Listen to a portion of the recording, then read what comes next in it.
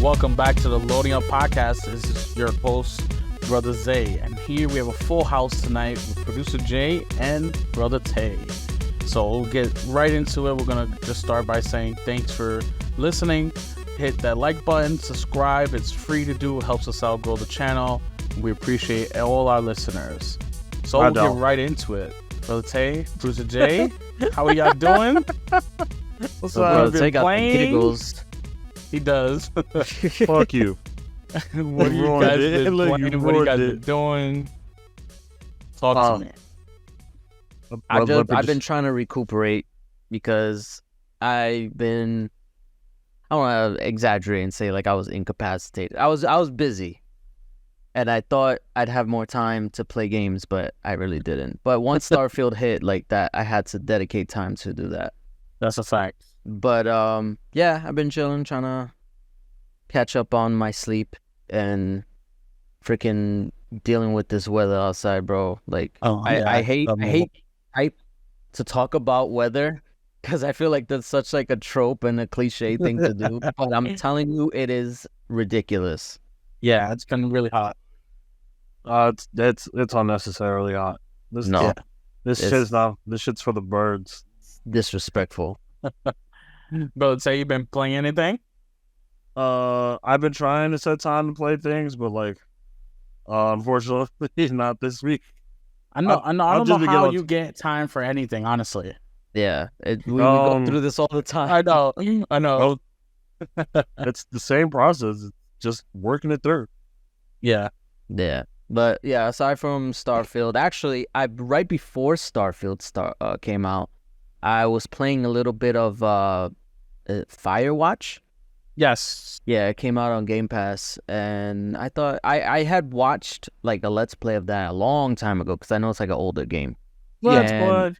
I don't remember it though, and I knew like I got invested in it, and then I just stopped watching it and never saw the person complete it. So I was like, let me play it. Might as well, right? Yeah. Hold me over until Starfield comes out. Yeah, it's such a good indie game, you know. It's really great story behind it. And good visuals, you know. Really makes you think. I love that game. I played it when it first came out. Yeah. Also, I did play Bramble and I beat it.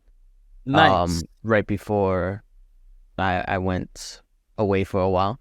Finishing games, I love it. Yes. That game is really like it gets crazy, right? Man. It's like, and I don't know, like, so it's one of those games where it's not super long. Yeah. And I wanted to replay it to get like all the achievements because like I'm one of those people, like if the achievements are like if they're accessible where I can like conceivably do it, then I will. But then they literally all of them are like mostly collectible stuff and doing certain things in certain chapters or whatever. But then there's one where it's like complete the game without dying. And I was like, that one, no thanks. Yeah. So the platforming alone throws that off for me. Exactly, yeah. I was just thinking about trying to do that again. Complete the game without... What game has a complete the game without dying? There's a lot of games like that. Yeah, a lot of games like that. Yeah, a lot of indie games, I feel like. Yeah. That's hateful. Yeah. It really is. And I remember I tried to do that with the Little Nightmares. And, one of them was... you couldn't die and you had to beat it within 2 hours, and I was just like, yo, that's all right. And I tried it and it was not happening, so I just gave up. And I made like I guess like a promise, or maybe not a promise, but it's like if it has an achievement like that, then I'm not even gonna bother with achievements. Like I usually do that for like difficulty achievements. Like it has to be a game where I genuinely enjoy playing in order for me to do like a difficulty achievement. If I'm struggling too much, I'm getting stressed out about it, I'm not even gonna bother. Like, let me just beat the game and I'm done. Yeah, I feel that. Yeah, Bramble was a good game, but it did lack. Like, I didn't go back to get some achievements because there wasn't a chapter select. It was more like you had to play the whole game over. If you missed for real? It. Yeah. Oh, I didn't even know. That's a good thing I didn't bother then. I didn't even bother. I got a lot of them during my first playthrough, and I was like, you know what? I'm satisfied. I beat the game. It was a good game. it did take a very dark turn. After the first chapter, you're like, what the heck happened? Yeah, it's like at first I thought it was gonna be like, oh, like it's like different fairy tale aspects and stuff like that, and then I guess they took the dark side of the fairy tales, like the Brothers Grimm, like those types of fairy tales. Oh, I love those fairy tales. Yeah, I know. It's like the real version, quote unquote. But no, it's a good game. I definitely recommend it. That's why I love The Wolf Among Us. That game was fantastic. Yeah, that's another great game. That's another one. I can't wait for part 2, man. Well, we're still waiting on that one. We're still waiting. I know. I was like, is there really gonna be a part 2? I thought that was just me dreaming it.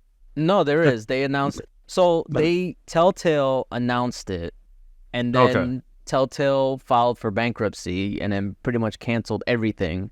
Yeah, and then somebody bought Telltale, right? Yes. I don't remember bought Telltale, and then they sort of revived The Wolf Among Us too. Yeah, so then they decided to bring it back, and now it's happening. We don't know when, but it's happening. Yeah, I know brother Jay is excited for that. Yeah, it's a great game. I love that. I put him onto The Walking Dead as well because he was asking me about that. Wow, that's another great series. I was like, if you like Telltale, The Walking Dead, like I played through all of them, and they're all great. Like honestly, there's no bad one. Obviously, there's ones that are better than others, but I feel like that's one of the games that, from start to finish, it's a blast, and it's like emotional. You get so invested, and it's like I recommend it to anybody who likes heavily story-based games. Definitely, it's such a good game. Yeah, that was the first game that made me cry. Wow. Okay. Yeah, right. I've never cried before in the game, and that was the first time. That game was so beautiful. Watching Lee die hurt. Oh yeah, it's been years. Yeah, it's been years. It's not really spoiled at this point. Yeah. Right. What is a spoiler? I think the only thing that I've been playing is Starfield. I mean, I know before Starfield, I was playing a little bit of Sea of Stars. I did a stream where I was playing some Texas Chainsaw Massacre and Sea of Stars, and I would like to continue playing Sea of Stars, but Starfield has come out and it's consumed me. Yeah, it has consumed me. So I thought I would be able to put more hours into Starfield than I have been, because remember it was my birthday on last Thursday, which we didn't do an episode. Yeah. So surprisingly, Brother Tay and Brother Jay came over when I was supposed to be playing Starfield. But it was a surprise. My fiance did, so Brother Jay was also supposed to be there. So, I was. Oh yeah? Yeah, I was supposed to be there, but things did not go according to plan. Yeah, let's just put it that way. Yeah, I figured, you guys got kids, or you have a kid, so you guys. Hold on. Don't put that on me. Yeah. I worked hard to avoid these kids. Don't put my work down like that. No, but so that's why I was supposed to play Starfield, but then I was just like, okay, I still got the rest of the night. I'm supposed to be staying up all night. And I started it, and I tapped out at 4:30 in the morning because my body was just exhausted. I was falling asleep. Not that the game's boring, but I could not do it. Yeah, I should have had a coffee. Yeah, I was exhausted, and then I had to take a trip the next day. So all weekend I was gone, and then coming back to work, trying to recuperate, getting a few hours in. I'm about 6 to 7 hours in. And oh my god, that's it. I know. I literally, I want to be able to put more hours, but it's just I can't find the time. And if I remember correctly, I am at 29 hours. Wow. Yeah, I told you it's consumed me. I wasn't lying. Yeah, no, I want to be able to do that, but it's just there's always something I gotta do. Even on my day off, I can't. I gotta do shit. Yeah, so, no, I understand. But that's, even though I've only put that much into it, I've definitely been enjoying it. Yeah, for sure. We'll get to the Starfield nonsense in a little bit. Because we'll start the news, and we'll start with Embracer shutting down Volition, the Saints Row studio. So they created Saints Row, and they were the Red Faction developer, and they, out of nowhere, just decided to come. Embracer just decided to shut them down. It was effective immediately. That was what Embracer Group's words. Effective immediately, they're shutting down the studio. And Volition wrote a whole sort of a goodbye to the video game industry, and they posted it on Twitter. We won't go over everywhere because it's a lengthy letter to the fans and the team that they worked with. And it's always sad to see a company just completely shut down a whole gaming studio. You know, a lot of people that they employ, a lot of developers. You know, we hope that they do find some work in the gaming industry and other studios, because times are rough, and we need to, especially now with all the strikes and everything going on, we definitely need to make sure that they get into a steady employment from this, because this was a pretty bad, just completely shutting down the whole studio.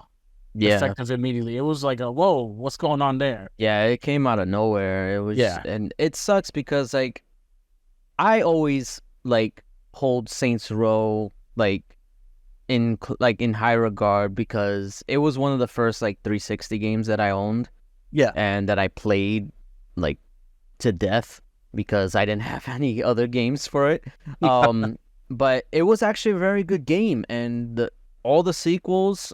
Even I know a lot of people didn't really like 4 or 3, but I really liked those games too. And I felt like it took necessary steps because at first it used to be like, oh, it's the GTA clone. Like it was kind of one of the first to actually do what GTA did, and it sort of deviated a little bit, because I know GTA started to get a little bit more serious, like I think with 4, and what a lot of people said was that Saints Row was like the old GTA, which is like goofy, dumb stuff, but the story was actually pretty decent. So I did like all the Saints Row games, and it just sucks because I was actually looking forward to the most recent one when I heard that they were making it, or like it was like a reboot, or it was coming back or whatever. And it just fell flat on its face. It really did. I think they misjudged what today's audience wants to see in a Saints Row game.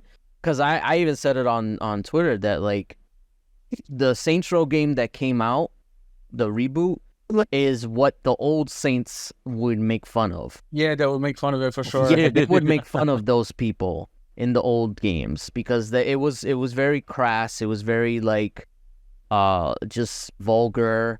It didn't take any chances. Like they went balls to the wall with like the silliness and the humor and stuff like that. So, and that's what I appreciated it. But I felt like they kind of like toned it down and tried to focus more on like the gameplay aspect, when the gameplay was all right. Like you really didn't have to focus on that. Like that was set. It was mostly just like the story, the acting, whatever.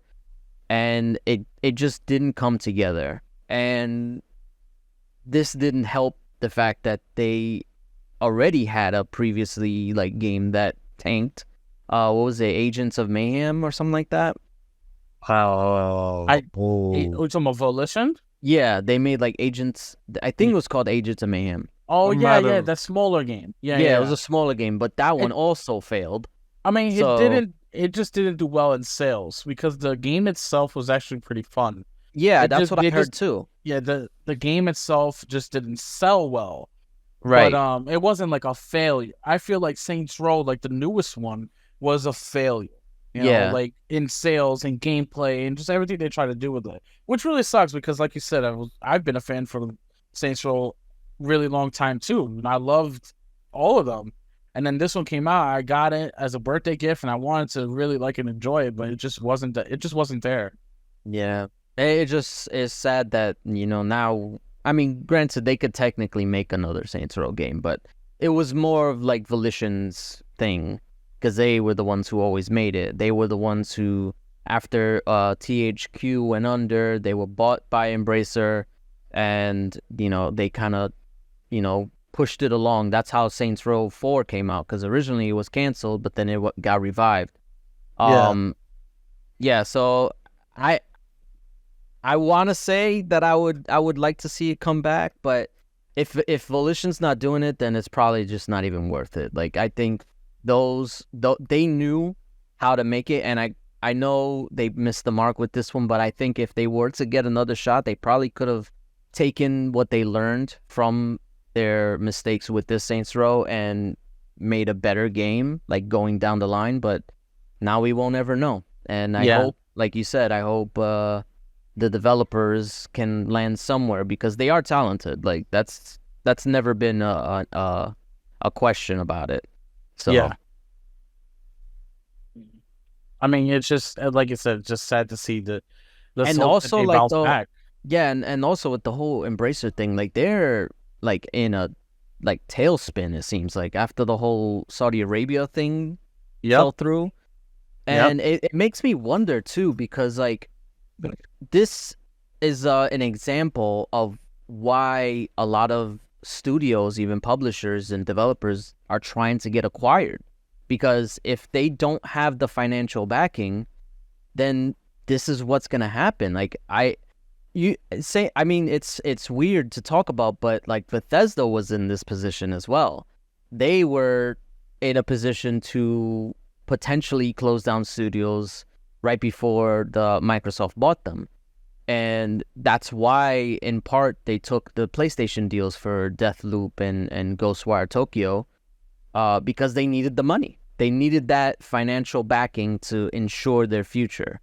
And I think, what's his name? Shinji Mikami, the former head of Tango Gameworks. Oh, yeah. Yeah, I think in an interview said something like that. He didn't retire earlier because he thought if he left, they would have closed down Tango. Oh, I see. Yeah, because that's, that he was the head of that. And if without him, Bethesda probably wouldn't have seen value in it. So it's just a lot. And I don't like the idea of like studios shutting down, but I'm scared that this is what's gonna happen when games don't deliver. Like, if these games are so expensive, and if they don't make the money back, then what is the publisher gonna do? They're gonna close down studios to make that money back. I mean, Embracer really bit off more than they could chew, honestly. That's right. And then they relied heavily on the Saudi government from Saudi Games Group. And then when they pulled out, it was like they lost so much money and so much capital in the stock that they literally had no choice. I think what their issue was is that they bought too many studios and IPs. Oh yeah, for sure. Because honestly, I can't, outside of Saints Row, I can't even tell you how many like Embracer games were successful. I know Saints Row wasn't successful, but like I can't tell you that, because I don't know what games they're making. They make so many different ones that it's just like you said, they bit off too much. And they really did. They're gonna have to downsize, whether that means freaking selling off their IPs to other publishers. I don't know, but then it's like the same situation that THQ was in. Like, they filed for bankruptcy, then they had to sell off all their shit. So it's just like, weird that it's happening again. THQ is part of Embracer now. I know technically, because they bought majority of the IPs and studios. Yeah, and then they renamed one of their publishing groups THQ Nordic. THQ Nordic, yes. Yeah, but technically, it's not the same company. They just bought it and then rebranded it into something, into the THQ name. But I mean, I don't know what this means going forward, like for the company. Like they just bought Tomb Raider and Crystal Dynamics. Like, maybe they might sell those off because they might not be able to fund a Tomb Raider project at this point. Yeah. I thought Tomb Raider was a Naughty Dog now thing. No. Then they make, I thought because they make the remake of it before. No, that was always Crystal Dynamics. Yeah, Crystal Dynamics made the remakes, and now they own the IP for that. Embracer. Yeah. The same way that they own the IP for Marvel's Avengers and Marvel's Guardians of the Galaxy, Deus Ex. And even the Hitman mobile games. So yeah, what's up? They have a lot of IPs, and if they're gonna take a lot of risks like this at the expense of all these studios, because I'm looking at a list of all the studios that they either own or it's a lot, and it's a lot of games, a lot of lives you're playing with by making very risky decisions to just buy up and not have enough to recuperate. They need to be careful, because this can be a trend where more studios are going to close on the Embracer so they won't have to upset their shareholders.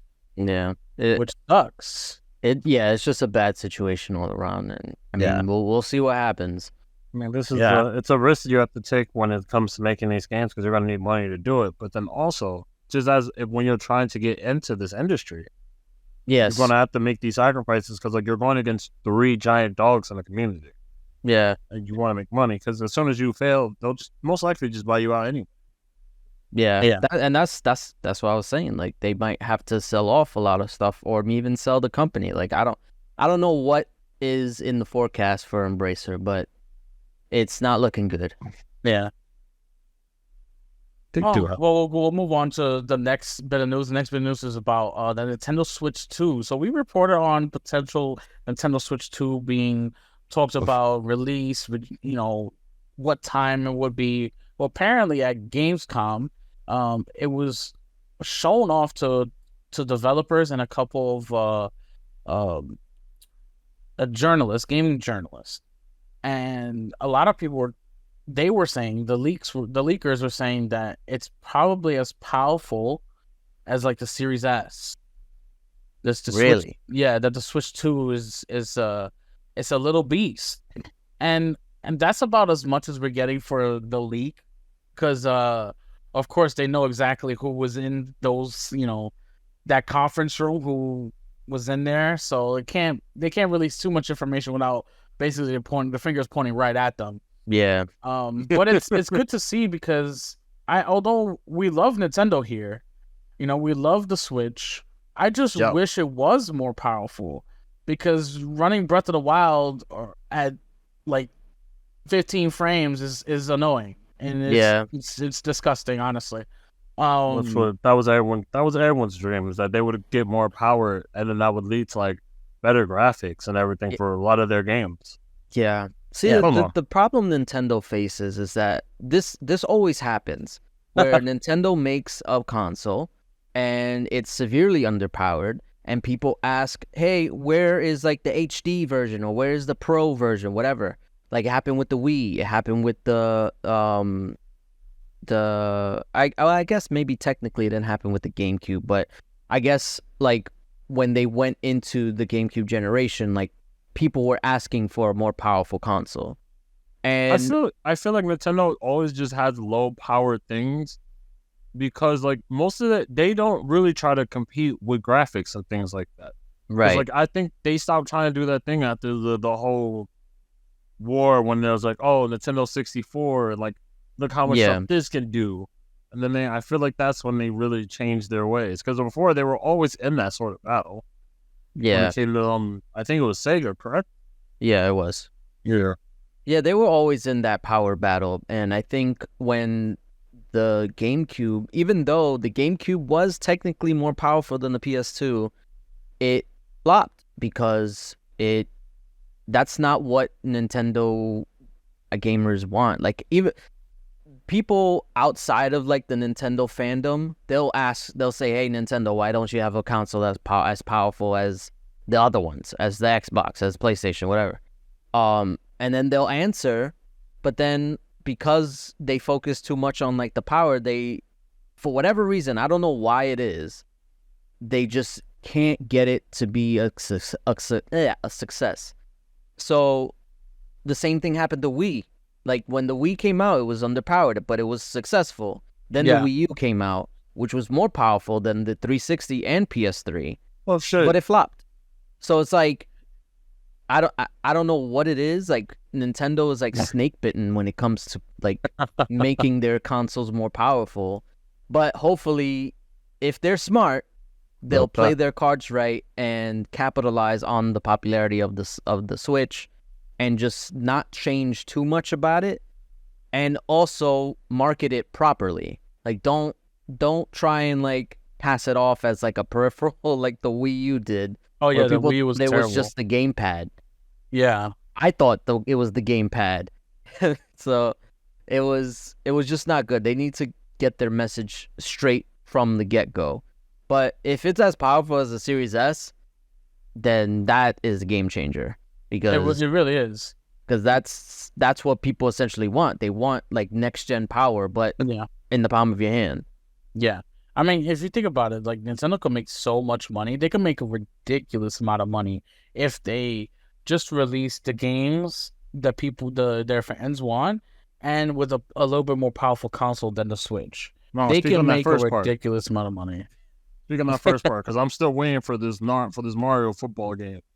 It's been a decade. You know what? That's actually true. They never made one. They do every fucking Mario sports. They had fucking basketball. They had tennis, golf. No one wants tennis and golf. All right. Listen. I thought they did Mario football. No, they didn't. No, they did Mario football. Like, yeah. Like that's the football that I'm talking about. No, I'm talking about American one. Oh, you want soccer?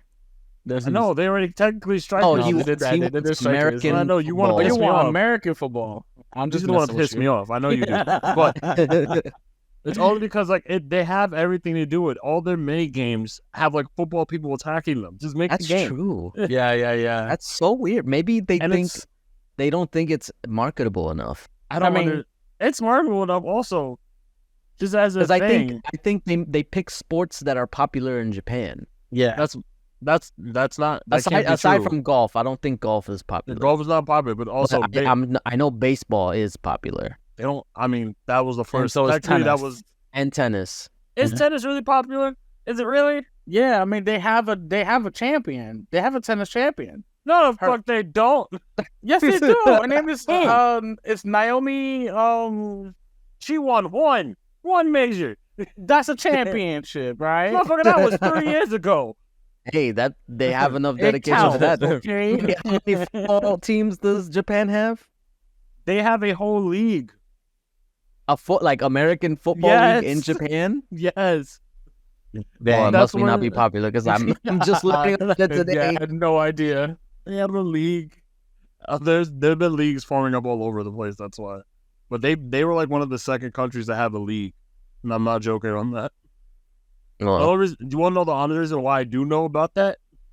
Is because there was an anime called Ice Shield 21 about American football, where they had football players from Japan teaching people about football, American football, the actual players in the actual sport. So I know this is a thing. I feel like if they were to do football in a Mario game, they would probably have to do kind of like the Mario Sports Mix. Like they'll have it as a game within the game. They can do that. I don't care. But that's we'll see. I mean, I don't think that's gonna happen. But also, that's just my personal preference. But also, I need to see Mario in HD. We need Mario in HD. Stop playing with us. Well, technically, we did. I mean, Mario is in HD. The Switch is HD. No. I need him to be sparkly. He needs to be. I want him to look like Nathan Drake when he's jumping. I need this. Wow. I need Uncharted graphics in Mario. Well, hopefully the Switch 2 actually, performs that well. I want them Goombas to be too real to make me upset. He wants the Mario movie type graphics. Oh, no. No, I want it better. Like I want better. And then Chris Pratt can voice him too. I'm not gonna lie to you. I only want the star from the Mario movie in every Mario game. There's no relief. There's no hope. Just sweet death. What's his name? I don't know, but he was my favorite star. He was a blue star. No, it was the Luma, right? It was a Luma. Yeah, it was a blue Luma, and he was like, sweet death. Finally, Mercy. He was my favorite. He was my favorite character of the whole thing. But see, like and I know this is probably like it seems obvious to do, but this is Nintendo we're talking about, so who knows what they're gonna do. Backwards compatibility needs to be like at the forefront. Oh yeah, we need to be able to play every single Switch game on the next console, or Switch 2, Switch Pro, whatever it's called. Yeah, that needs to be a thing. Everything carries over, because if not, then we're gonna have some problems. I mean, then they leave, what is it, 130 million, 150 million players? That's what I'm saying. They can't. It's absolutely impossible that they do that. This is Nintendo we're talking about. You're right. They were under the assumption that nobody, or that everybody starts fresh every generation.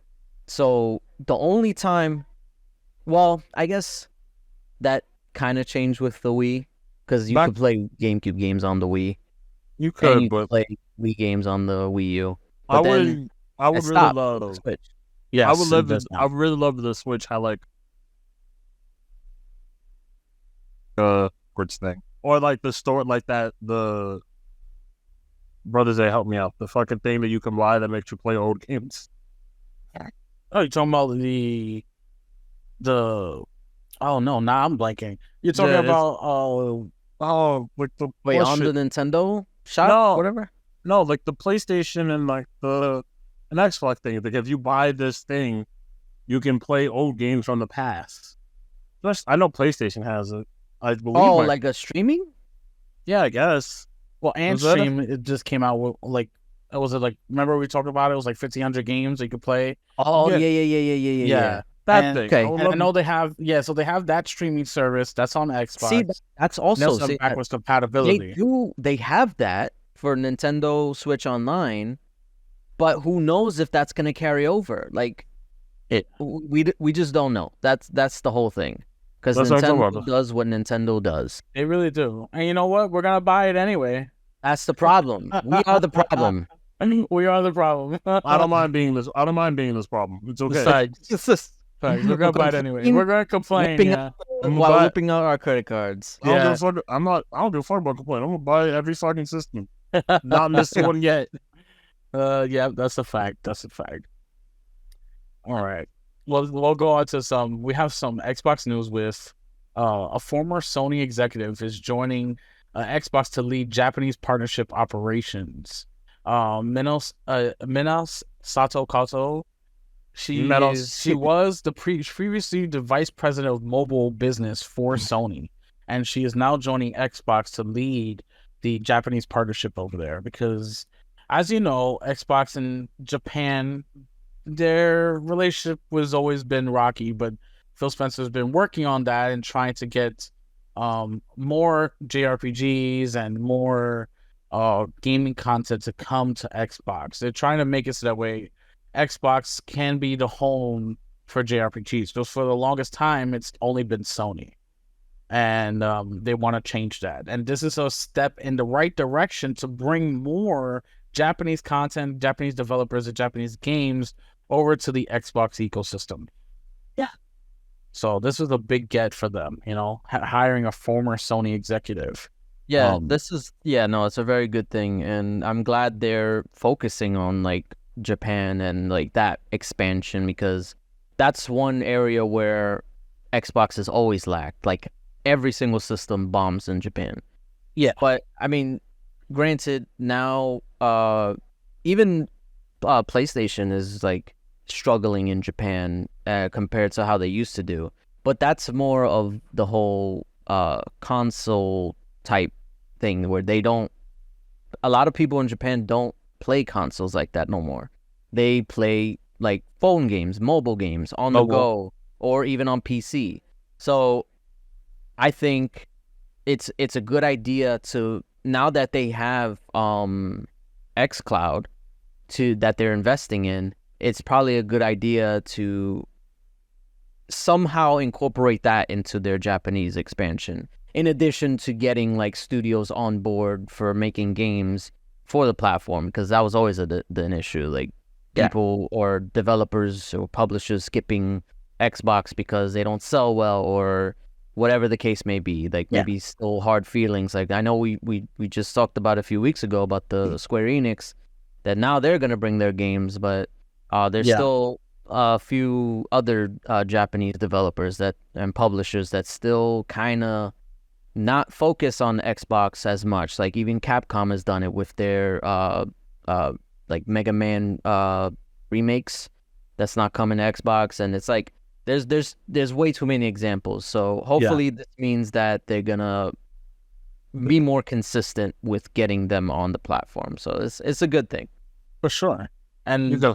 We have a turning tide that you see happening with Japanese video games coming to Xbox, because like you said, we're gonna be having more of Square Enix games coming to Xbox, but also they have the partnership with the Persona games, and how all of them are coming to Xbox now. They'll be day one on Game Pass, and I mean, even though that it's day one on Game Pass, a lot of the games are already in just the pre-order phase. They're already selling out, so we can see that people want these games on Xbox because they're pre-ordering and they're selling even before it officially comes out, and when it's on the Game Pass. So the people want the games, and we appreciate Xbox's drive to continue pursuing Japanese content. Yes, it's only good thing happen from this type of deal. Definitely. And we have, so we'll jump into some Starfield news, because it's sort of like the big topic right now. It just released on the 6th. Literally, Thursday, I cannot officially. stop hearing about it. Like every time I'm at work or away from home, I see it on social media. Everybody's playing Starfield, and it's like, I just want to be able to play it right now. Yeah. Yeah, us people who work for a living want to just get home to play Starfield. And it's been a major launch for Xbox. Xbox players and Xbox executives, the Xbox brand, they needed a big AAA game to come out and just be on top. And that seems to be it, because as of 6 p.m. today, or 6 p.m. today, meaning for Thursday night, they have said that the Starfield has topped 6 million players. It's the biggest Bethesda launch of all time. So as of 6 p.m. on day one, it's 6 million players in one day. Congratulations. Yeah, Crazy. Definitely. It's big news. We had, and that's across all platforms, and that's Steam, Xbox, Game Pass, Cloud, all of it. So they had 6 million players on the first day, and everybody's playing it, and everybody's loving it, despite the few bad faith reviews that came out initially on the 31st when the embargo lifted. Generally, it's been very positive, both on Steam and on Xbox. So it's the biggest launch of Bethesda's career, and it's worth just taking note and noticing that Xbox has got this big game that just came out, and it's doing great. Yeah, right? It's so big that even Brother Jay was contemplating getting an Xbox just for it. Yeah, we're gonna convert him. No, we are. That fight is not over. We'll convert him. What we're gonna do? We're gonna show him pictures of the Black Series S. He'll buy it. Yes, no. You want him to buy it? Just keep playing the game and just find something we both know Brother Jay is gonna be looking for when it comes to that game. Women. You know what? I think I know. I know exactly what you're talking about. Exactly. Because he likes Mass Effect. I feel like if I can show him stuff that's like similar to Mass Effect, he'll buy it. Then he'll jump in. The game is similar to Mass Effect, especially with the exploring. No, it takes it to a next level with the exploring of the planets and stuff. Like in Mass Effect, you just go to a planet, you scan it, boom, you're done. But I don't know if you've played Producer J. If you've done any of the exploring, there's surveying missions. And no, I haven't even got that. I haven't even left New Atlantis. Oh my God, it's absolutely there. I'm doing all the side quests there. Yeah, let me just tell you how big it is. Okay, so a survey mission. There's no spoilers here, by the way, so you don't have to worry. a survey mission is you going to a planet and scanning everything on the planet. So if the planet has 8 minerals, you have to scan all 8 minerals. If it has 8 different plants, you have to scan the plants. If it has 8 different animals, you have to scan all the animals, as well as finding any attributes on the planet, meaning if it's like got a natural attribute or if it's got structures, you have to go visit and scan it. It is absolutely daunting when you have to go and survey everything, because you have to scan the plant more than once in order to build up the 100% like bar to say that it's officially been scanned.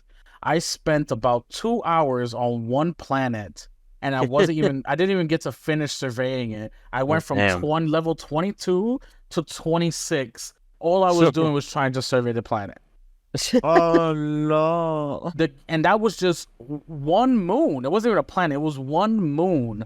Well, in a system full of moons and planets that you can survey, and I'm just like, holy crap! This game is absolutely massive. I was having a blast playing.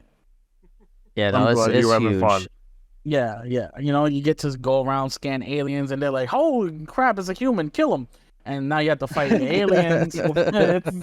It's racism. Yeah. Get him. Racism. So it's We're absolutely the better species. The game is absolutely fantastic. I can't put it down. Just doing the podcast right now is like, I just want to play Starfield.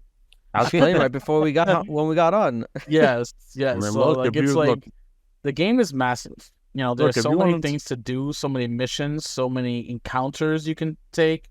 And that's my one thing is if you can not fast travel, don't fast travel.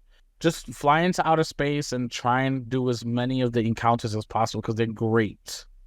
And no, I'm fast traveling. I don't got that time. Oh, you're crazy. You're gonna miss so much. There's so much you're gonna miss. I'll pay for it. I don't care. I'm not. I'm fast traveling. I don't care. Oh my god, that's crazy. I'm Borderlands. It'll be all right. No, so one of the things that I wanted to talk about, like in regards to Starfield, was just basically the conversation surrounding it, because in addition to seeing people be like playing the game, posting clips and stuff on Twitter and stuff, I've also seen a lot of nonsense going on. Oh yes, and that was to be expected, but it's been getting a lot. And it's getting out of control. We just heard, I think it was like today or yesterday, about Alana Pierce, who is a developer for Sony Santa Monica for like the God of War team. And she, even before she started there, she was a former host of an Xbox podcast. She's an Xbox fan. She like talks about Xbox. So it's like, what do you expect her to do? Like, she's not gonna play games on Xbox because she works for Sony? Like, that makes no sense. Even freaking the creative director of God of War was saying that he was excited for Starfield, and I'm pretty sure he's playing it. So it's just silly to expect that she's gonna like just not play a game because of that reason. And it's gotten so far as people trying essentially to get her fired because of it. Yeah. That they were tagging Cory Barlog and Hellman Hurst from PlayStation to essentially like tattletale on her when she was streaming Starfield. Not tattletale. That's crazy. Yeah, it's so sad. It's so sad that this is what it's come to. This is the effect that Starfield has on like the PlayStation fanboys or just fanboys in general. I just want to put that on everybody. Yeah, it's the weird thing that once people like fully dedicate themselves, they treat everything like it's a sport team. Yes. Yeah, I haven't seen sports fanatics this crazy. No, they take it to a whole nother. They dox people over this shit. They freaking send death threats. Yeah, there's no need. Time. Speaking of Alana, because it happened to Alana, she outed like PlayStation fanboys who were, because this was before God of War Ragnarok came out. Hold on. Were they sending her dick pics? Is this where we're going? Yes. Yes. They sent her dick pics. We can skip it. I don't need... Telling her to give them the release date for God of War. Oh, they're gonna keep sending dick pics? Yes. Yeah. I'm telling you, I'm not gonna lie to you. Hold on. I'm not gonna lie to you. Good strategy. Wow. What? Wow. Do you understand? No one wants an unsolicited dick. Like no one just wants. Oh, to you're check saying their that like inbox. if you don't want these, then tell me. Like you understand? Yeah, you understand? The strategy was like we're gonna keep harassing you with dick pics until you tell us on the release. We don't advocate for this. Yes, we do not. We don't. I'm not advocating for this, but I can understand the strategy when I see one.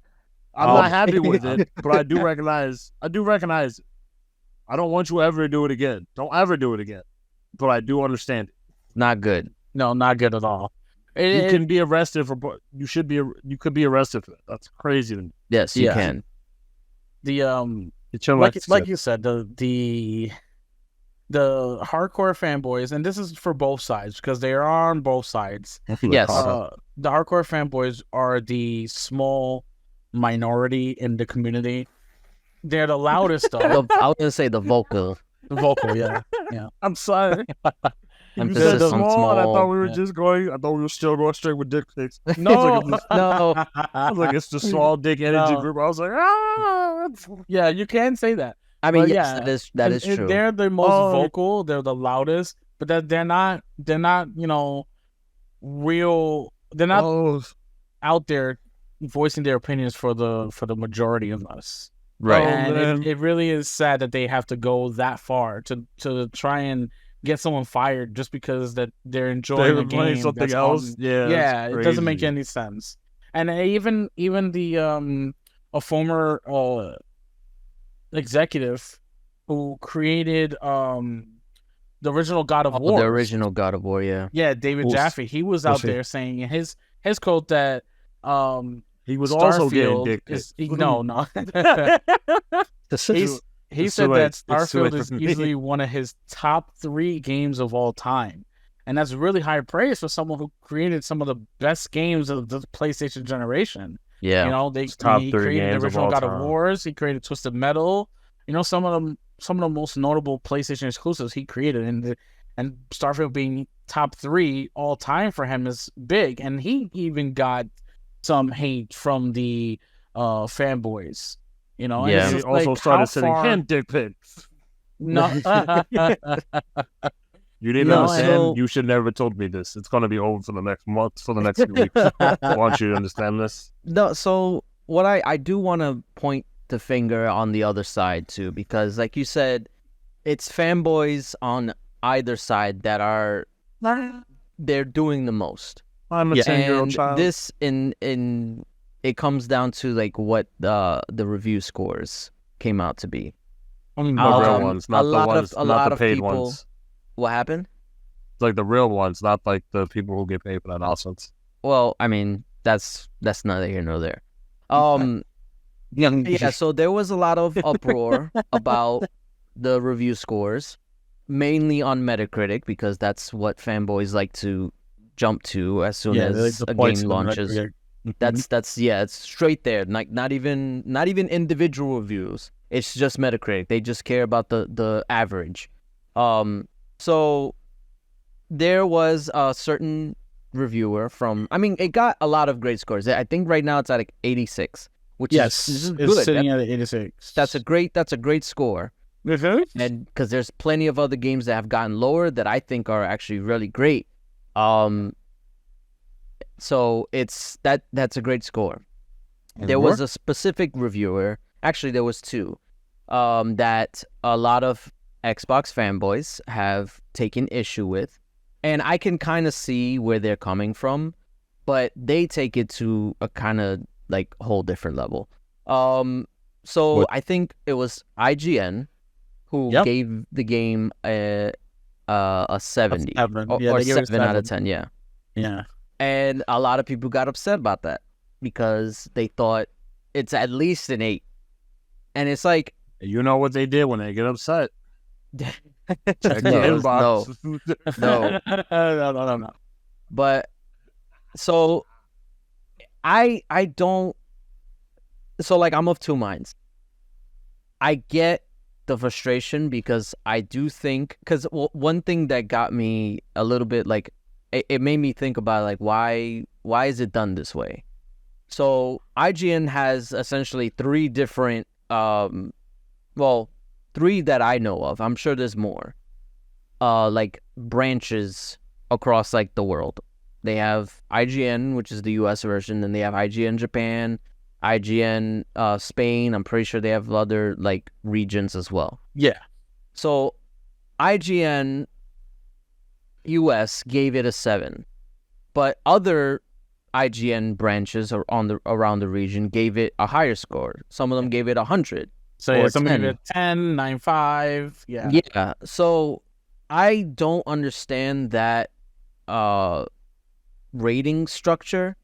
Like I feel like it seems weird to give one person like basically like full reign to kind of dictate what the entire branch of IGN gives it. Like if I were IGN, and maybe this is done on purpose, I don't know. But if I were them, I would take like an aggregated score of all the regions and put it together and basically give it a score. And then clear my inbox just in case. Yes, clear the inbox. I think you're making it too much work for them. It's bad enough they have to do the review itself. Well, so did you just say too much work? Fuck them. Honestly, yeah. I think they'll look at that. Like if you present that to them, they're gonna be like, "Yeah, we're not gonna do that. We're just gonna have Jess do it." No, they don't. Damn it! It's all about getting the clicks, hitting the deadline. Once embargo lifts, you gotta have an arc already. So like, I get it. I get that aspect of it. But I feel like for the integrity of the review or the review process, I feel like it needs to be more than one person doing it. Because I was listening to the Kind of Funny review, and how they had one person basically. I haven't heard giving that name in a very long time. That's crazy. Yeah, no, they do a lot of stuff.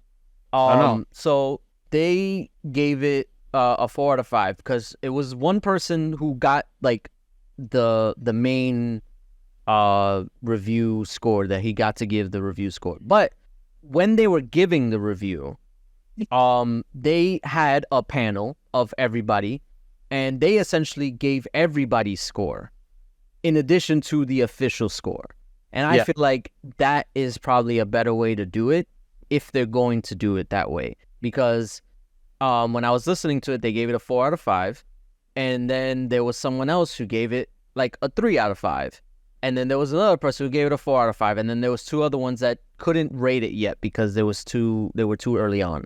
Yeah. And I feel like that's a better structure because you get the initial thing out there, but you also get different perspectives. And I think that's what I want more out of these reviews is perspective. Because if you're going to have some person who doesn't like RPGs, who doesn't like space, who doesn't like Bethesda, and you tell them to review a space RPG by Bethesda, they're gonna hate it. Like they're gonna be biased. There's bias inherently behind like reviews. So I think that's why I like the idea of multiple reviews because of multiple reviewers because it makes it more fair. You're absolutely right. It does make it more fair, and that's it's a great way to want things to happen. But it's just not the reality that we're sitting in with these unfair reviews tanking the scores of what is really a great game. Right. But on the other side, I don't think people need to be coming at the reviewers for this stuff because at the end of the day, they gonna cash them checks, baby. Let's go. But it really, all that matters is your level of enjoyment. It's one thing where if you felt like, and that's the beauty of Game Pass, you can try the game for yourself. You don't have to waste $70 if you're worried that this reviewer gave it a bad review. I don't know, maybe not. Just get Game Pass Like, you can find deals all the time.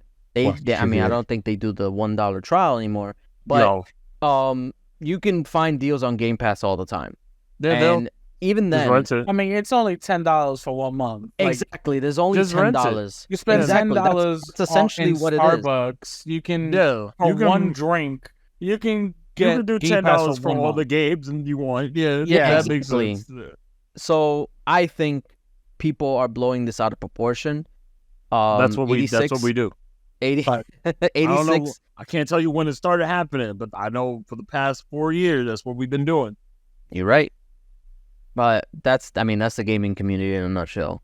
But I just don't like this like frenzy that everything needs to be perfect, and if somebody disagrees, then something's wrong with them. Like, people are entitled to their opinions.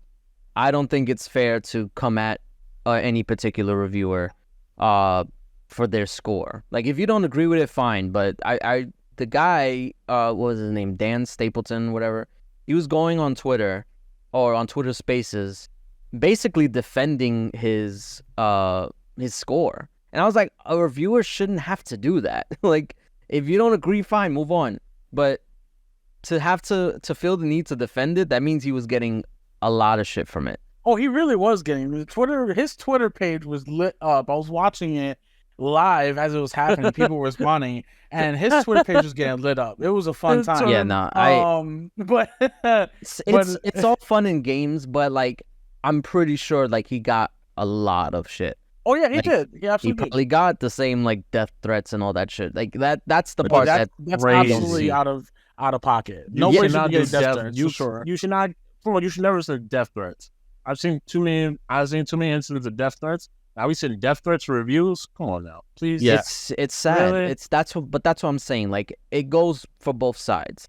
Absolutely. And honestly, if I mean, the problem with the whole Metacritic thing is that there's seemingly no rhyme or reason to get on that. Like, I think you basically just have to know someone, or I mean, maybe there's a process, but I don't know, because there was also another review that gave it a 60, but it was a podcast. I forgot the name, but they gave it a 60, but they only played like 5 hours of it. Yeah, and then they gave it a 60. And I was like, that seems shouldn't be allowed. You got 2 weeks to review a game.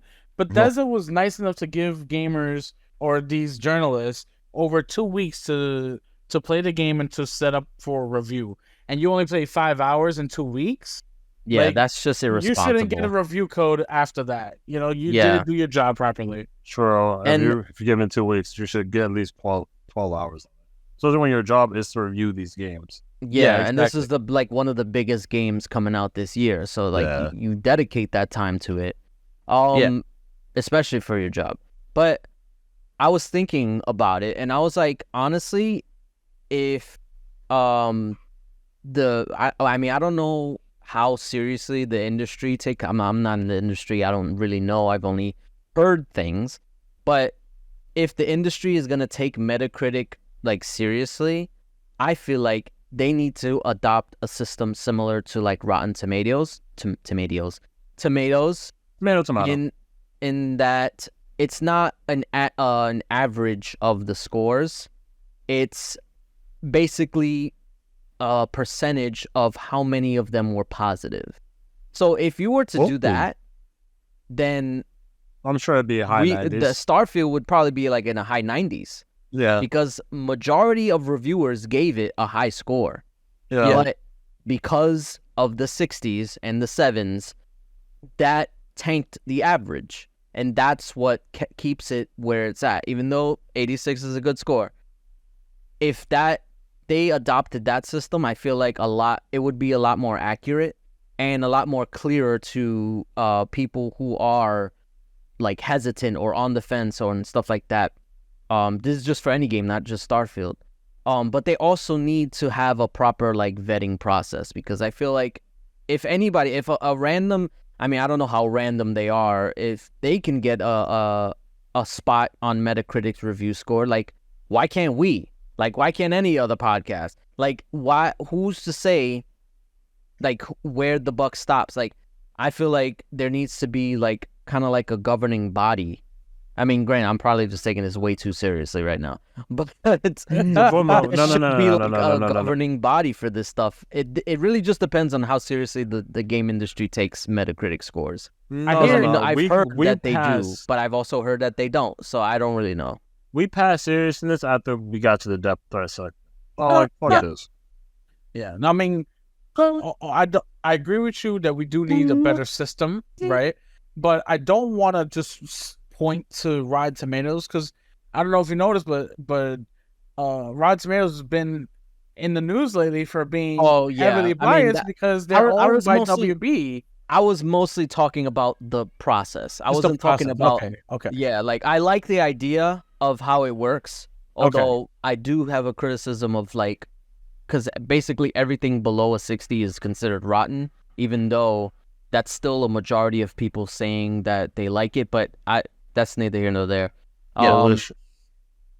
Yeah, no, I did see that whole thing about they were paying reviewers or something like that. Yeah, I mean, because WB owns Rotten Tomatoes, so all WB games were getting rated, or WB movies were getting rated higher. So it was like a little, I mean, if that's the case, the Xbox can just buy Metacritic. There you go. Well, but that's the thing too, that there is an inherent like bias towards Xbox, not necessarily because they don't like the platform. It's because of the engagement that they get from it.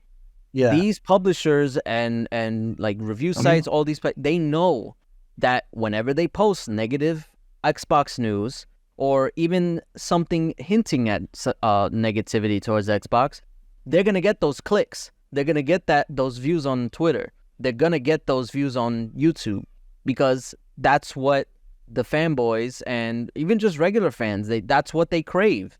They crave that engagement, that the constant complaining and whining back and forth. Oh, that you're biased. IGN is biased because they don't include Xbox as a release platform, and they take advantage of that. Like, they know what they're doing. They're not stupid. Oh, yeah. They know that the fanboys on both sides will engage with it and get those view counts up, and that's all it is. It's a game. Oh yeah, because no press is bad press. They all press, whether it's good or bad, it's gonna like they're gonna take advantage of it. Yeah, like GameSpot, they posted like 10 times within the past few days about we gave their reviews a 7. Yeah. They were boasting about it because they know fanboys will react to it and they'll get those engagement numbers, and then they'll get a kickback from Twitter because that's what Elon Musk is doing now. He's paying for people to use Twitter. So it's just it's getting out of hand, and I don't want people to get lost in it. If you like the game, just try it. Like, it really does not cost that much. Worst case scenario, you're out $10. Boo-hoo. You can't get that Big Mac from McDonald's. Sorry. Oh, Big Mac. Thanks. And also Big Mac, that's crazy. Yeah, it's a lot now. So we're gonna get on to the last bit of news that we have here, because it's important to mention that the SAG-AFTRA Entertainment Union, who's been on strike since July 14th, the writers' strike in Hollywood, have now voted unanimously to bring in the video game industry into their strike. So they are going to strike now. All the video game voice actors and everything now part of the writer's strike.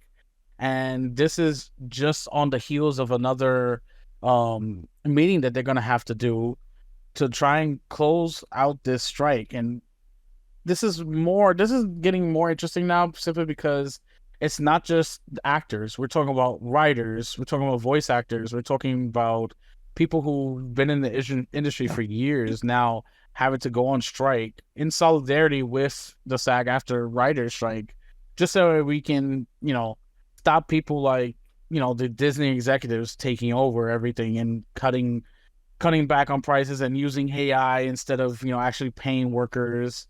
So this is getting big. Making sure people have insurance and all that stuff.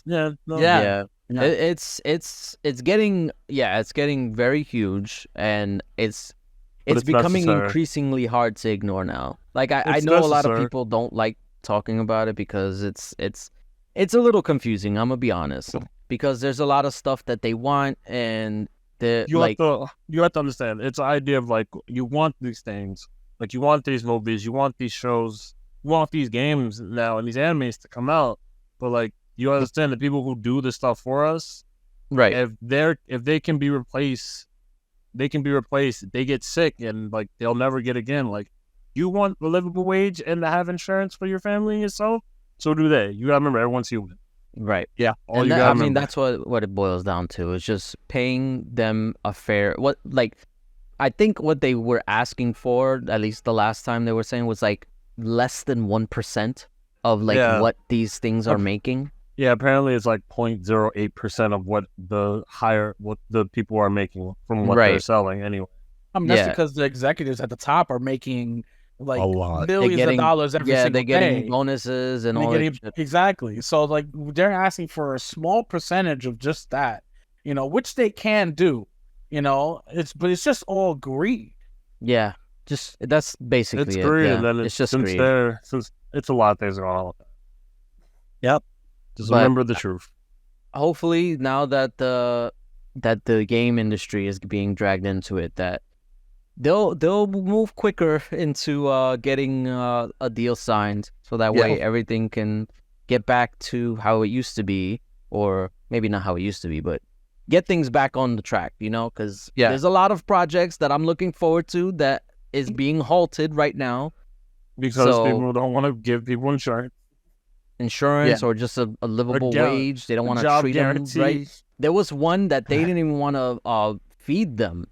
Yeah. Oh yeah, I remember. Yeah, I saw that. Remember that executive. I don't remember who said it. He was like, "Yo, we can just wait for them to just run out of money and start starving." Yeah. I was like, they're gonna wait them out. I think they said in October, and then they won't have money. But that's why that's not okay. People I think it was The Rock, Dwayne Johnson. He donated the most, I think it was $100 million to the strikers, so that way they can, still feed get some family. money. Yeah. So that's where the solidarity comes in, and why the bigger stars need to be the ones being vocal about it as well.